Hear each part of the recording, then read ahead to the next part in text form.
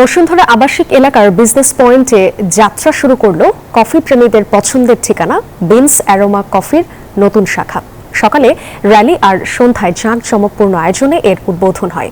আয়োজনে প্রধান অতিথি হিসেবে উপস্থিত ছিলেন যমুনা টিভির CEO Fahim Ahmed, beans and অ্যারোমার কর্ণধার ডক্টর তরিকুল ইসলাম। অনুষ্ঠানে আরও উপস্থিত ছিলেন এমডি আখলাক আহমেদ রিয়াদ, পরিচালক Ahaduzzaman Sumon, Sabbir Mahmud Nafiz, head of operations Sajjad Sarwar ও মোহাম্মদ শফিউল্লাহ শ্যামল। এছাড়াও এই আয়োজনে উপস্থিত ছিলেন বসুন্ধরা গ্রুপের ঊর্ধ্বতন কর্মকর্তা এবং গণ্যমান্য ব্যক্তিরা।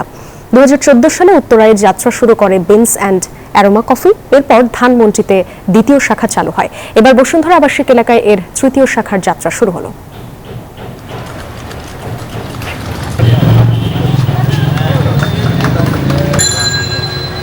আমাদের আশা অনেক বেশি।